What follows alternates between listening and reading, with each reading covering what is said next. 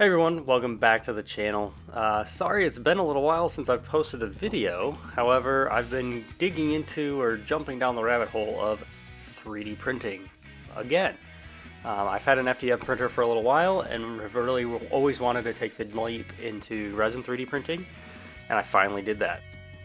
In this video, we'll talk through my experiences, my setup, my first prints, my experience with settings and trying to set that up and having failures and what I did and cleaning up, and really just it's a beginner's experience. I have no experience with resin 3D printers other than what I've watched on YouTube. I tried to do as much preparation and research up front so that it was as smooth as it could go, but you don't know enough about any topic until you jump into it and really get to know and put some hands-on experience. So that's really what I'm doing. I wanted to chronicle the time that it took me and also just share any tips and tricks along the way.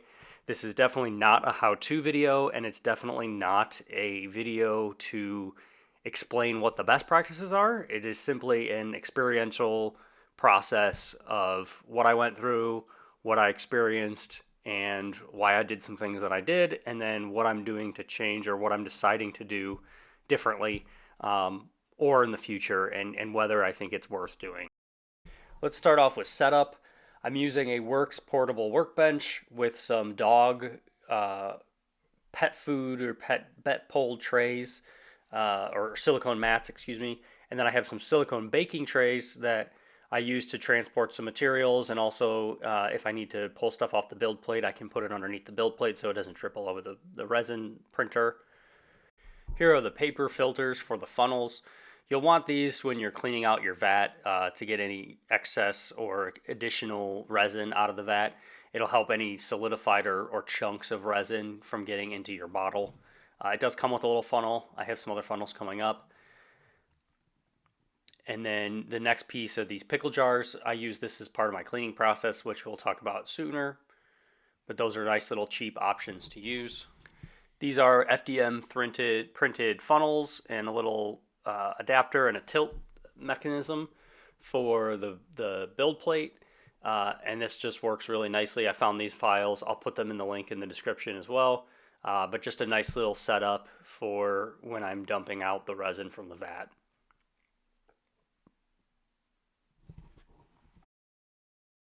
Next, let's talk about safety. Nitrile gloves, you're going to go through a lot of these as you go into it. I underestimated it. I'm actually already going to buy another set of gloves because you're going to want them. You don't want to be touching the resin. You don't want the resin to get on you. And you don't want to be inhaling it. So I do have a respirator. And then I did decide to use isopropyl alcohol. One, to clean up my station in a little spray bottle, and then also to clean the prints off. I think it's the most versatile cleaning solution to use, or at least for my research it is. So that's what I started with. For the wash and cure station, I ended up going with the Anycubic Wash and Cure 3. I got a good deal with it on Amazon. Full disclosure, I do unbox this, but I do have to return this particular one due to it not working. It would not turn on the first one that I did get. So again, just full disclosure, I did have to return this. And I think that was really just because I bought it through Amazon. It looked like it may have actually been an open box item already. So I ended up buying from a different seller. As far as the wash and cure station itself and how it works, I'm really happy with it. It basically is a 2-in-1. You have the wash station that then you can take off and then put on the spinny plate for the curing station. And it is really nice and compact. It fits perfectly or I think it's the perfect size for the Mono 4 Ultra, which we'll look at in a second, the printer I went with. So that's really nice. And you do have to find out a place to store the wash bucket when you're not using that or when you're curing stuff. And then you also have to have a place for the curing UV protective top in the little plate to store when you're not using it. But again, I think having it all in one piece is nice because it takes up less space on the counter or on the workbench. And now we can move on to the actual resin printer. I ended up going with the Mono 4 Ultra, not just the Mono 4. I did the Ultra because I wanted the Wi-Fi capability, and then I liked that it had faster printing. I don't know if the ACF film is something I'll change out in the future. I do have plans to do that, just to kind of run that through and just see if I notice a difference as a new beginner resin printer. But I was really between this one and the Mars 5 Ultra, and honestly, it came down to pricing. I could get this one for about $50 to $60 cheaper than I could have gotten the Mars 5 Ultra. And I've read some things about the tilting vat there, and being auto leveling and all that kind of good stuff. So I wanted to kind of just eliminate that to hopefully have an easier first experience, or a more genuine first experience to a Resin 3D printer. Maybe in the future I'll get another one, and probably a bigger one. So I might go for the Saturn 4 Ultra, but regardless, I went with the Mono 4 Ultra just because of its reputation, and it looked like it was a good value. Everything was packaged really nicely. I was happy. I was happy with how everything went together. The instructions are very clear. They give you a nice little starter pack. I'm still using the plastic scraper and the metal scraper that come in there. I think those are two really good tools. The vat is really nice. It looks really good, and the film was in really good shape. It doesn't feel like metal, but it doesn't feel like plastic. It's kind of like a composite material, it feels like, or maybe it's ABS. I'm not 100% sure, but regardless, nice small size printer. I wanted a small size printer. Eventually, I might get a bigger one if I feel like this is something I want to get into, but I really was just looking for a beginner, entry level, get my feet wet, get my foot in the door, see how I feel, see if I like this or if it's a pain in the butt. And if it's something small, it's easier to kind of pack away or put in a easier location or a farther location, if I do want to use it periodically instead of using it all the time.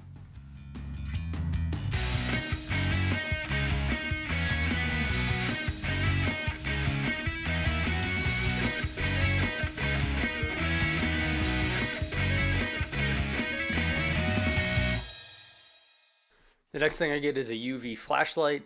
This is really just to kind of help clean up messes and things like that. I got two reputable USB sticks because I know the one that come with it aren't as reputable. And then some spray bottles that I filled with IPA. One's just a squirter bottle, and then one's a spray bottle. So in following the instructions, I first put on the screen protector. I did kind of struggle with this. It's intuitive and it's easy, but I wanted to try to get it perfect, and it was really difficult to try to get it perfect. So they do say that some bubbles are okay, and then the way that the screen had the tape around it, it's hard to tell or hard to explain to somebody that hasn't done it yet. But when you do it, you'll see that it's almost impossible to get some of the air bubbles around the edges off. I did do a lot of research on that after the fact, and it is okay to leave some of the bubbles around the edges because that's not where the screen will be. If you want to feel more comfortable, obviously you can always turn the screen on or do an exposure test to really see that. But putting the screen protector on it's very intuitive. You basically just clean it off, make sure there's no dust, line it up, and put it down. And you just kind of squeeze out. I use the plastic scraper to squeeze out a lot of those air bubbles. They do say some small air bubbles are okay.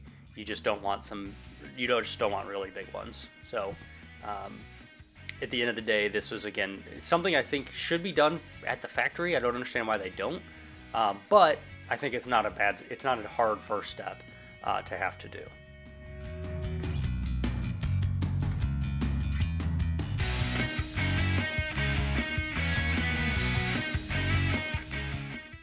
Turning this on was super easy, and it booted up really fast. I went through all the steps, set up my Wi-Fi. It does tell you to level it right away, which I did, which I ended up taking the instruction manual that comes with it. They have more detailed instructions there, so I ended up opening that up and following that, which you'll see in a second. But I did end up just kind of starting off by loosening all the screws here, getting it so that you can move the build plate up and down and get it kind of nice and loose. And then you just basically follow the steps on the guide. And I will say I was not overly confident that the first time I leveled it, it was good. So I ended up taking it off, loosening it up again, and then I went through and did it kind of the more manual process or the maintenance process. And you can see here, this is where I got out that manual, and it got a little bit better, a little bit more detailed instructions to go along with it. But to just put it simply here, you're going to put the piece of paper on there that they give you, make sure the screws are loose on the build plate, put the build plate onto the machine, tighten that down, and then once the build plate goes down, it'll go onto the piece of paper, and then you basically hold it down and level the plate. Or you hold it down and then you tighten the screws, and it should be level, and you make sure that the Z is then set to 0. Once you tighten those screws on the build plate itself, you should then kind of tug on the piece of paper, and it should be snug. It should be able to move, but it should be snug and not want to leave the underneath the build plate. And then you're done. And then it knows that it's level. The next thing I do, following the instructions, is do an exposure test, which is basically just turning on the UV light so that you can make sure that it's functioning properly.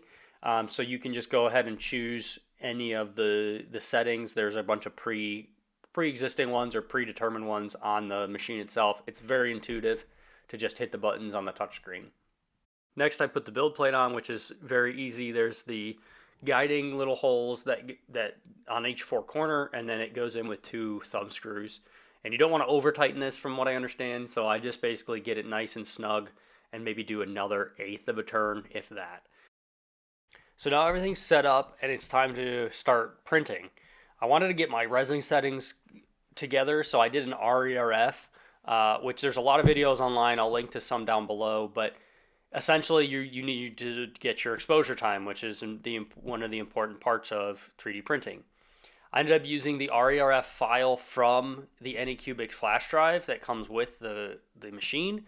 You want to use that file, and you want to make sure that if you're changing anything, you name it the correct file. So here I'm testing which number is number 1, or which of the pieces is number 1. Obviously I'm rotating one of them to understand which one is the first one.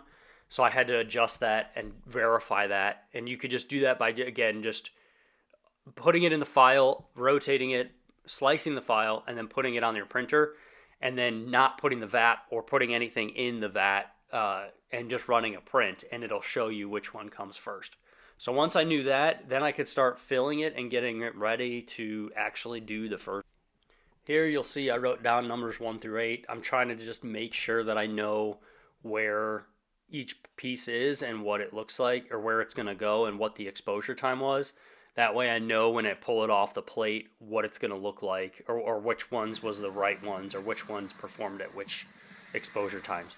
I started with 1.75. I'm using Wargamer resin at a 35 micron layer, and then I refined it from there. I ended up doing this RERF twice, once with starting at 1.75, and then once starting at 1 second and working its way up. So the way that the file works is that it'll do exposure times for 8 models in the 8 different sectors, going up in 0.25 second increments. So if you start at 1, it'll go up, and number 2 will be 1.25, 3 will be 1.5, 1.75 for number 3, so on and so forth. I ended up dialing it in here in a second, which I'll show you kind of that process. But again, my first print went fairly well. I did not have any failures, which is good. Everything still stuck to the build plate, and I had minimal mess. I will say I was actually surprised at how much mess there ended up being, even though I knew there was going to be some mess. I tried to be as clean as possible, but this stuff really does go everywhere. But I will say that I think overall the process went fine, and I learned a lot on the first print, just learning how to take it off the build plate and everything like that. And you can see like it drips, and so knowing how to protect against that and cleaning it up and having the IPA spray ready to go. But once you kind of get your process, you'll get a process for what you are comfortable with. So there you can see I'm pointing out which one is number 1, so I know which one I want to start with. I'm just patting it dry, or trying to pat some of the material off and getting it so it doesn't keep dripping everywhere. It's always also good to put the cover back on the vat. You don't want any lights to interact with the resin, and you also just don't want those fumes going all over the place. So getting the material off or getting the models off the build plate actually took a lot more than I thought. I don't think I had like a hard time doing it, but I think it was just more pressure and finagling than I thought I was going to have to do to get it off. Obviously, some of that comes down to too. I was trying to keep it all organized so I know which ones were coming off which time. So I was trying to be as delicate as possible, but it did surprise me to kind of do that the first couple times.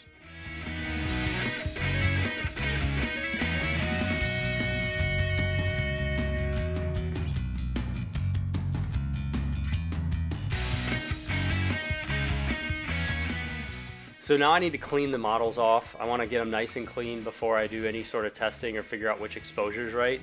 You don't want to cure these, I don't think, or at least some of the research that I've done, but you do want to wash them. So I'm using a two-step process here, just basically two buckets of IPA or two pickle jars of IPA, and just dunking for a little while. Now, the Wargamer resin, the instructions that I read on those were a little bit confusing, which we'll get into in a little bit. But they didn't want you to rinse it for more than a minute each piece. So it was kind of interesting because I feel like you'd want to get it nice and clean. But again, I'm kind of just following the instructions and learning as I go. And I'm learning maybe this Wargamer resin isn't the resin for me, which again, I'll talk about that in a minute. But essentially, I'm just dunking and rinsing these pieces off because I want to be able to kind of do the testing that you need to do to determine whether the RERF or which exposure time is the correct exposure time.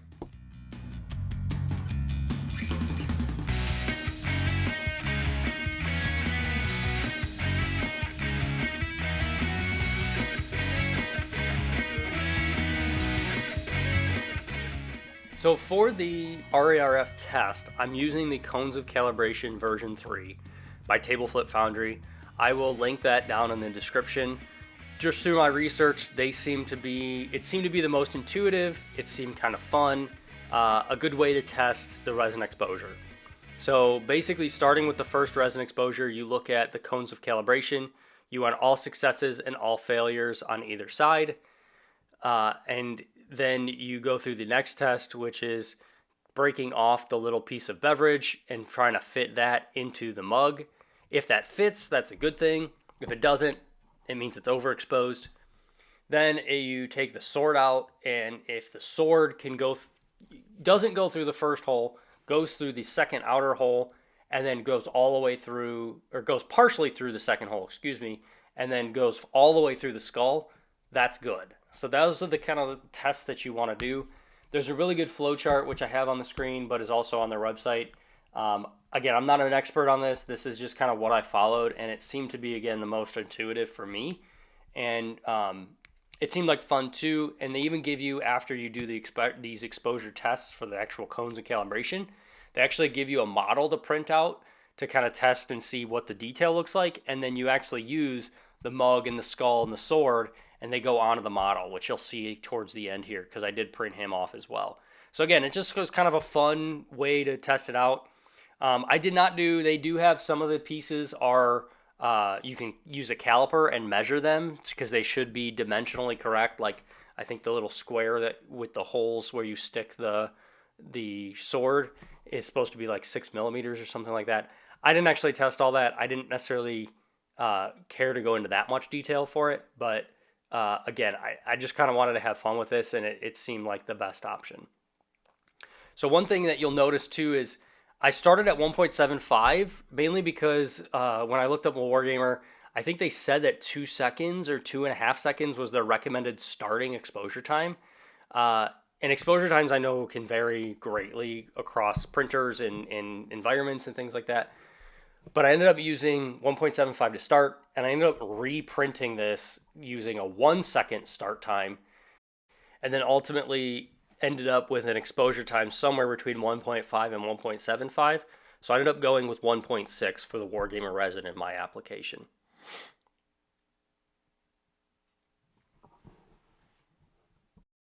So I was excited because I had my exposure times. I feel like I had good first resin settings. So I just started printing. I printed off a lot of different models and some small things, some big things, some shoulder pads, some heads, some minis, some bases. and then some bigger models or bigger sculpts. The biggest one being the Night of Action here, and you'll see some failures that I had. And I did have some other failures as well. I had some things that didn't stick to the build plate, but the biggest one was the Night of Action had some big holes in it. And trying to troubleshoot and figure out why. It happened on all the parts really. It happened on the legs, it happened on the shoulder of the torso, and then it happened on the base. So I really needed to figure out why it was doing that and why multiple prints were failing. The first thing was I think I was trying to overuse the build plate. So you'll see here there's some pictures of what the build plate looked like, and you can see there's just not enough space. And so I think that some of the raft was not printing, which meant some of the supports didn't print, which then caused some of these failures. That's the first thing. So basically what I did is I moved everything more to the middle, took some things off the build plate to give it more space, and then I reprinted it with that. And also I looked into time off delay, did some research on what could also cause some holes, and I ended up adding 2 seconds of time off delay, which also helped. And I was finally able to get some successful prints from, again, a bigger model, which I think the time off delay was maybe why I didn't see it on the smaller ones, but I did want to also just note that orientation on the build plate is important too. And this leads to the other common failure I saw, which is things not sticking to the build plate. And this was, as I was moving things around, you see in the bottom right-hand corner, there's the little Z axis, and it shows where it is. You want to make sure that you're hitting on the platform for that, because I did not, and some of the things were basically off the platform. So you want to make sure that that's all the way at 0, and you can just hit that on the platform button in Lychee Slicer or whatever slicer you're using. Or the other thing that you can do is where the other picture, which you want to make sure that everything is green when you're looking up at the bottom. Again, this is in Lychee Slicer. So now that everything's off the build plate and printed, I just want to go through my cleaning process or what I learned. You will, again, I'm using this UV flashlight, and it really helps with cleaning up. Obviously, anything that you wipe down or anything that gets resin on it, you either want to wipe down with IPA and the paper towel, or you just want to cure the resin with the UV light before you throw it in the trash bag. The next piece is just getting it off. Again, this is where that Wargamer resin I mentioned earlier might not be the best solution for me. The instructions were clear, but a little bit confusing. Reading this the first time as a beginner, I basically thought that I didn't want to leave the prints on the build plate for too long, so I was just kind of quickly getting them off and then trying to get them clean and everything. But then the other part was the cleaning that they recommend is super fast. So here you can see they're only recommending a whole 1 minute of cleaning time, and then you need it to be perfectly dry.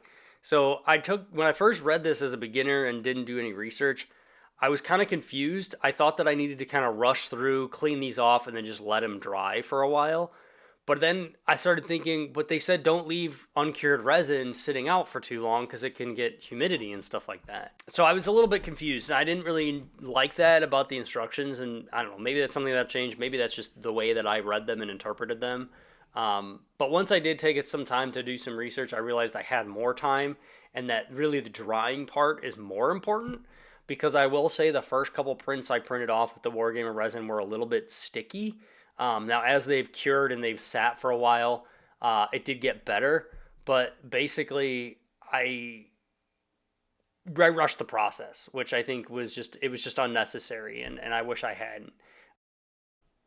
So you have time when you're setting this up, and you have time to let it sit. You can let it actually drip dry on the build plate for a long time. I've actually left it overnight. So you have time. And then once you clean the stuff, that's when you really want to let it sit. You want to let it sit and let all the IPA evaporate off, because when you go to cure it, you want it to be nice and dry. The other thing is with bigger prints that have holes and things in them, what I was experiencing was basically resin would just kind of slowly drip out. And even when I thought that the pieces were even cured, there was still even resin coming out from the inside of the pieces. So what I did here is I used one of the little bottle nozzles that I filled with IPA, and I basically just rinsed that out really good and just tried to shake it out as good as possible. and then really just letting them sit and using some gravity to let the resin fall out of there and everything really helps.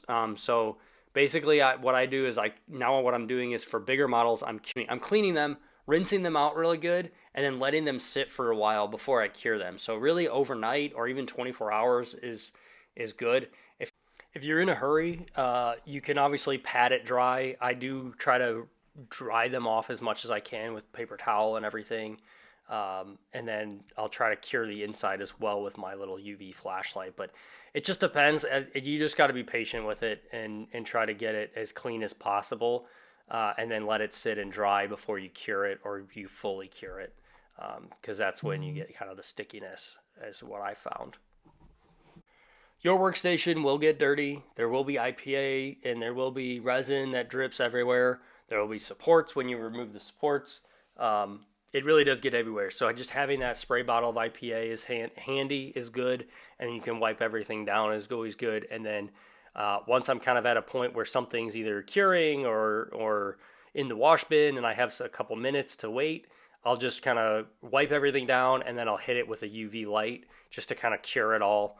Again, being careful not to get it in the vat, but just trying to cure it all so that it's not uncured resin sitting there. So taking off supports and when to, I think is very personal preference for a lot of people.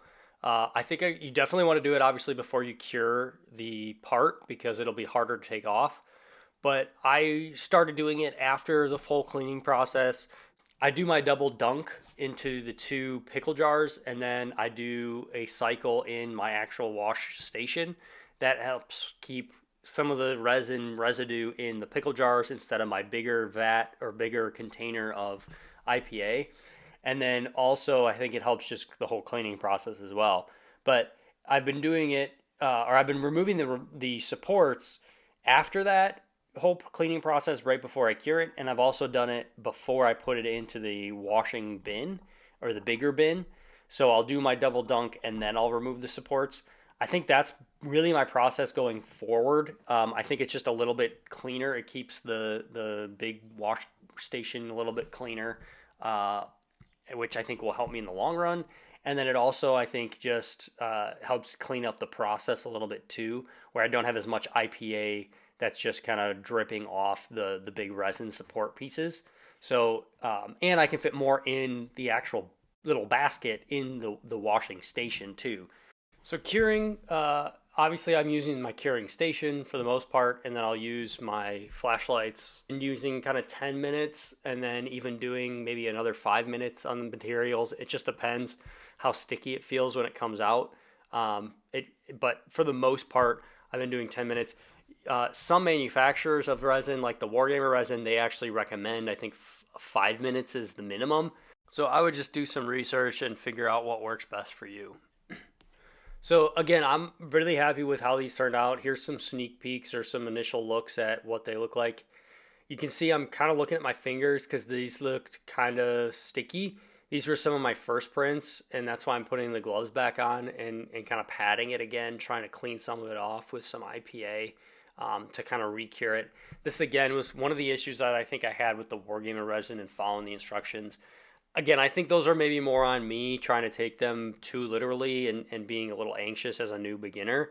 But it is, I mean, it was I think an honest mistake or an honest using or function of the product and, learning as I go along. So I wanted to include it. The other thing that I do change is I end up getting like lint-free paper towel. You'll see that some of this kind of lint comes off these like normal paper towels, I would say. These are just, I think, Costco brand paper towels. But I do switch to a lint-free one, and those clean way better and don't leave as much residue behind. So next, I'm going to show you kind of just cleaning up some supports and some of the tools and things like that. So the first thing is I did have some things that didn't stick to the build plate, which meant they stuck to the vat. And in order to get those off, I put some of the support material back in the vat, and then I click the cleanup exposure button, which just cures a single thick layer of resin so that you can easily just pull it up out of the vat, and it helps clean up that bottom of the film. The other thing I do, obviously, is I have the supports out, and I use my UV flashlight to just cure all those real quick. And then I actually put those in a bucket, which I can show you guys in another video sometime. And then I actually flash the bucket again before I put all that stuff in the dumpster. So again, just making sure that I have cured resin across the board, and curing that sheet that comes out of the cleaning function of the printer.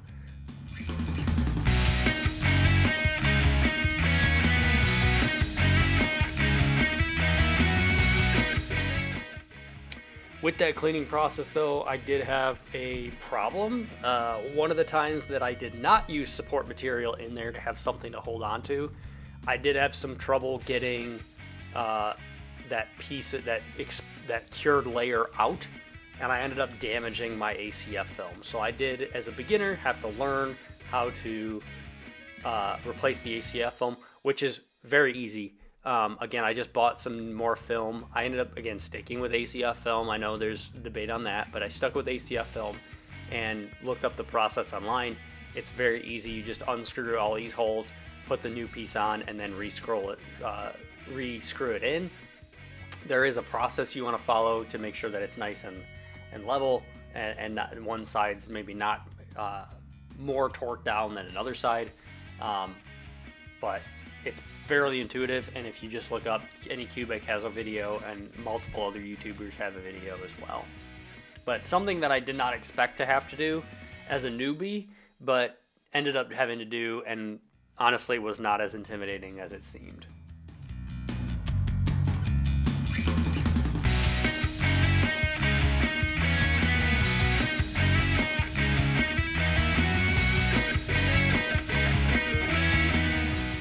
All right, let's get to the conclusion and the final thoughts, and not make this video longer than it already is.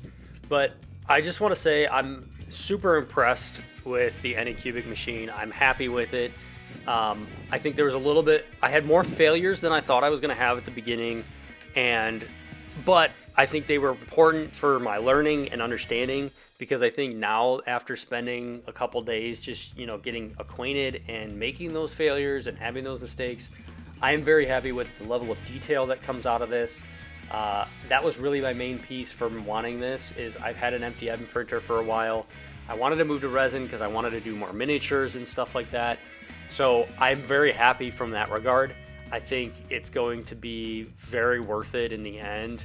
I don't think I'm going to use this nearly as much as I use my FDM printer, because I feel like it's just a more specialized tool, I guess, which is kind of an expensive endeavor. So I do think if that's something you're looking at and you don't know if you're going to be printing nonstop or very regularly, I would suggest, again, doing similarly to what I did, and basically just getting the cheapest high quality printer you can, and knowing that you're probably going to have that, and you might be making some little bit of compromises in terms of size and speed and things like that. But I'm happy with it. I'm having fun with it. But I will say that the cleaning up was more than I thought it was going to be. The smell is more than I thought it was going to be. So much so that I actually moved my setup from an office to my attic to try to help with some of those smells. And then I'm also going to have that then eventually vented to the outside. Again, I'll do some videos probably on some of that process, but I mean, you could see from the minis and the things that I've made, they look really good. I'm very happy with the quality.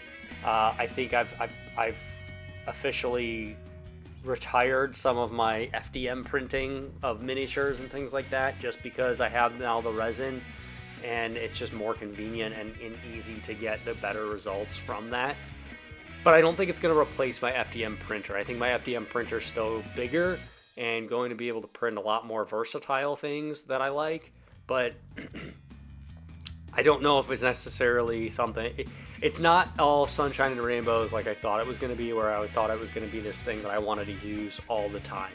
I kind of came into this expecting that I was just going to be like a printing machine on this resin printer.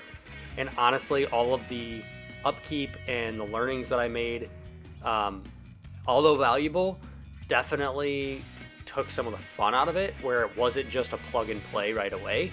Now I will say it is not hard. And again, I was not coming into this thinking it was going to be all sunshine and rainbows and easy, but I was hoping for a little bit closer to what I had with FDM printing, where I printed hundreds of things, I would say, within the first month, and basically had my FDM printer running nonstop. And I just don't see myself doing the same thing with my resin printer. Now, some of that is, I printed a lot of stuff. You see how many heads and models and things that I've printed so far, and I've already printed a couple other things too. But I am going to be changing my resin. I'm going to be going from Wargamer to probably Sunlu ABS-like, mainly just because of the cost of the Wargamer and then some of the issues that I had, which you can see in some of these models. But overall, again, I'm pretty happy with it. I like the Anycubic Mono 4 Ultra. I think it's a really good beginner-friendly printer.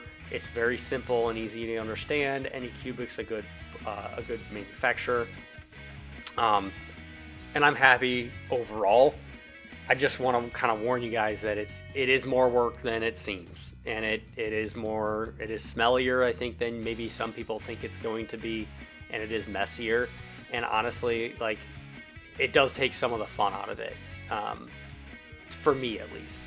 Maybe not you, and if it's in a workshop and I had a better dedicated space for it, probably would be different. But there's a lot of smell and there's a lot of cleaning, and cleaning is part of the hobby if this is a hobby that you want to pursue.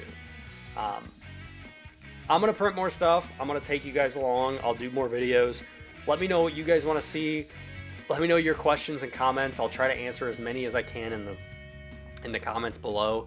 But really, this was just a beginner's guide and a beginner's first-hand experience and take on what I experienced, what I went through, the failures that I had, the things I had to learn just to kind of get good prints. Not really a how-to. I'm not an expert. Again, I'm new at this, so I'm willing to learn from you guys, and just like you're willing to learn from me. So I appreciate it. Thanks for watching. If you like this, like and subscribe. Again, I'm hoping to do some more videos on this kind of stuff. And yeah, we'll see you in the next one. Thanks.